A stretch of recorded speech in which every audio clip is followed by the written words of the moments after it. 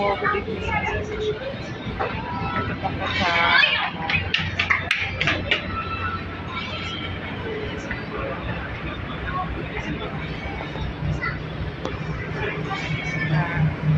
Lightberry. Papuntahan nga po. Biyahag na kami. Hindi kami biya nagbilaran. Lightberry naman ang sinakyan ko. Kasama na yung anak ko. Doon natulog na. Friends Asia is bukas pa ng umaga, mga 10. So alanganin kasi maaga kami alis, baka hindi makahabol. Kaya kasi 4 hours ang so madaling araw.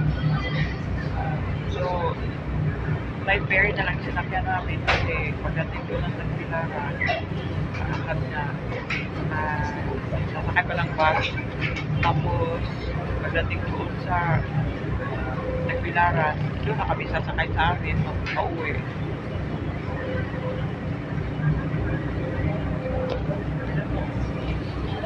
Yung beer, yan yung beer. Kasi mamaya pa ito, alis. 10 daw sabi. 10 naman din na nakalagay doon sa ticket namin eh. Wala pa namang 10. Ano pa naman? 9. May kit. Ganda naman o. Beer, maliwanag. Hindi ko ako ikot na ikot. Ayan o, mga pasahero. Tutulog na yung anak ko.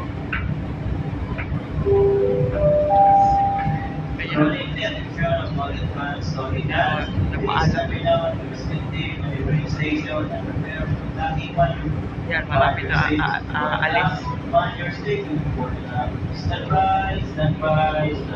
Yan.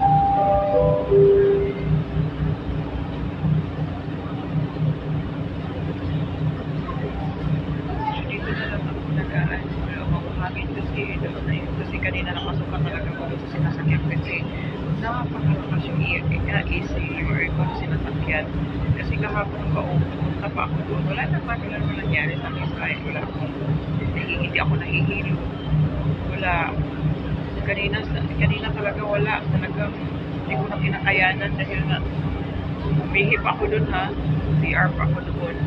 Tapos buti na akong maiwan sabi na ako. Pero pag humingi ako kasi nagmadali nga eh. Tapos pagdating ko doon wala.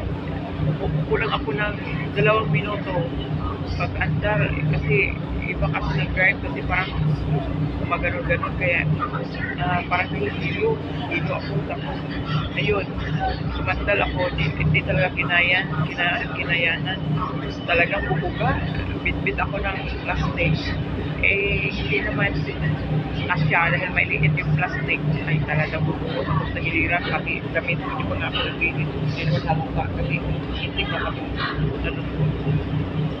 hindi naman yung sinusunod ko na hindi na ako nagbihit ko eh. Hindi na. Tapos, ayun. Talagang, maglilinis talaga yung basura. Kasi hindi naman ako lahat. Maraming mga bata na susuka. Kasi, yun ang pag-drive ba at saka ang lakas ng aircon. Tapos, pinunasan ko yung hindi nga nakadala talaga ako ng wet tissue hindi winawipe ko doon yun na nga yung sa akin inaan ko kaya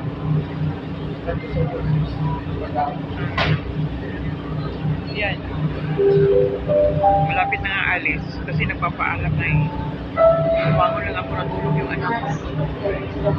Kaya nag-iingay na. Kasi pag nag-iingay na yan, malapit na yung pag-ano. Nandito ako sa Tagiliran. Sa may parang terrace ba. Dito. Mahagin eh.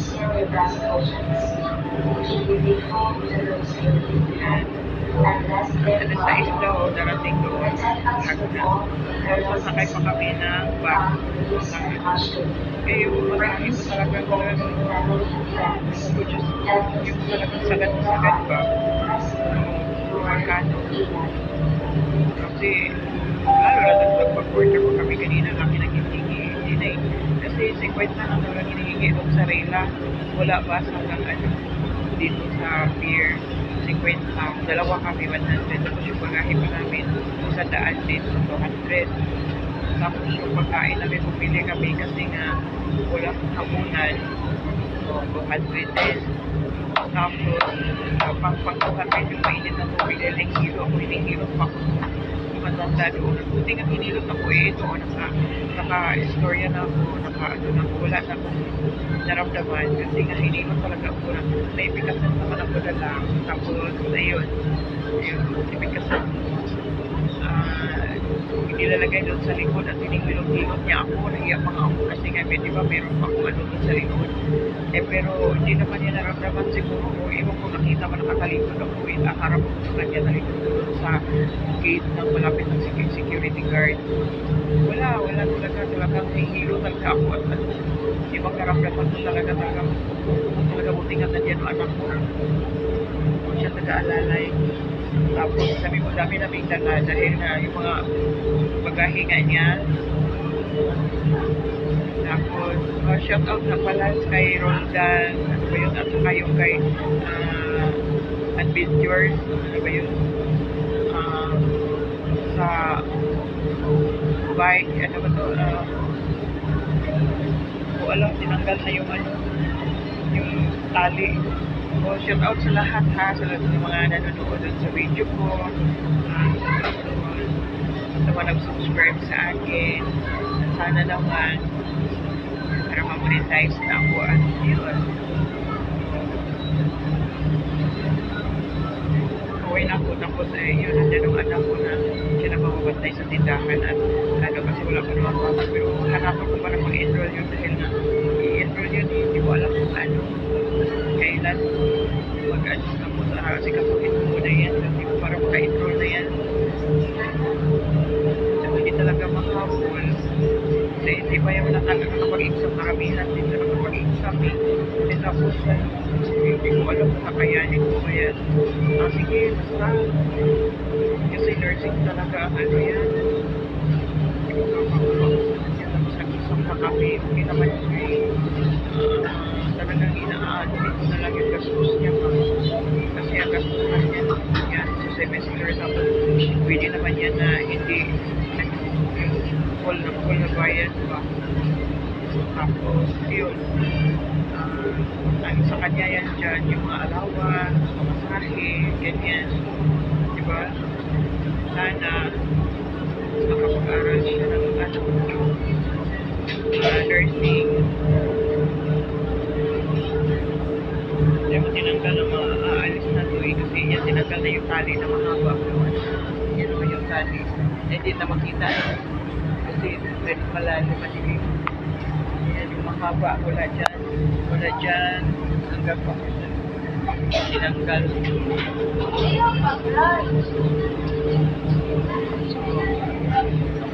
Dito na sa loob ito eh. Kasi ika namin ito eh, kinukuha namin lahat ng doon. Ika namin.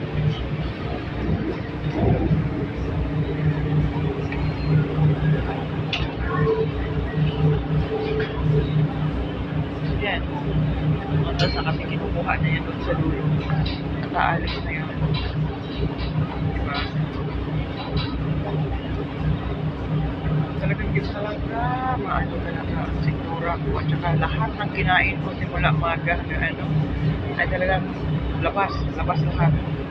Tapos maglabas na lahat, sinigilot ako ni nanay doon sa ano, malapit sa gate ng guard, kapasok dito sa loob. Talaga kasi umupo ako doon, di ko na talaga kinakaya. Tapos doon ako nagsuka sa terminal ng bus, pero naman doon ano, hindi na ako nahiya doon ako umupo, doon talaga nilabas ko lahat tapos yan, sabi na mag-inom ka na init tubig yung driver ng tricycle gorilla, sabi na pumunta mo doon, inom ka ng mainit na tubig at ano, lagyan ng ano sa likod ko, dip yan. Hindi naman na ginawa nung ano, nanay, parang magpuri matawa ko naawa sa akin. Ayun. Kaya, ayan. wala na akong naramdaman. Siniga ako magdating, kumain na ako. Kasi, parang wala na laman yung junk food. Ayun. Experience. So, hapon talaga, walis ako. Wala naman talaga. Narating ako doon sa eskwelahan ng anak ko. Wala naman. Okay naman. Kaya lang, kumain pa nga ako ng umaga eh. Tira ko ng hapon. Kasi maganda ang nasakyan ko. Hindi masyado malamig na nilagay ko nga sa akin yung easy, tinututo ko kasi pinapawisan pa ako. Tapos, magandang upuan at yun. Wala naman nangyari sa akin. Tawa ng Panginoon.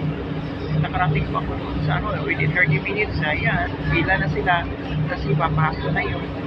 Pero yung ko ngayon, wala, talagang normal naman ako, amalis ako ayaw ko ano nangyari doon na habang malapit na sa Manolo na kami, malapit na dito, talaga pababa na dito sa pier, din sa may bus terminal, talaga wala, bumuga na talaga ako. Hindi ko alam kung anong gagawin ko. Hindi ko alam. Tapos bakit ganyan? Tapos buti nga may naawa sa akin pa. Panginoon talaga. Yan, tinutulungan ako. Hinihilot ako. Tapos yun. Sinaawa. Kasi hilot lang talaga. Ang problema ko lang ito talagang lumako sa akin ngayon na makapi talaga. Nandiyan naman yung anak ko babae kasi hindi ko matampante pag anak kong lalaki ang maggagamot sa akin sa likod kasi mayroon pa dito sa paa ko, sa tiyan ko. Tapos siyempre paggamot na yan, nakakubad. Mama ko minsan lang. Tapos yan ang anak ko papasya na talaga sa akin sa likod ko. Kasi hindi ko maabot talaga. Kaya yan, salamat po sa nanonood. Shout out sa lahat na nanonood at saka nag-subscribe sa akin.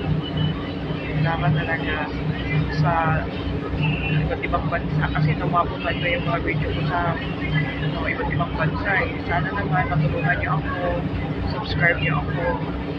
At saka yung sa farm lang ang content ko kahit saan kung saan ako mapunta ang video ako at saka yung sa trabaho ko at saka yung sa farm. Tapos gusto ko yung farm na malagdagan ng mga kung ano-ano. Hindi ko makaya wala pa akong pabili ng mga pagkakain, ganyan. Sana naman, diba, matulungan niyo ako at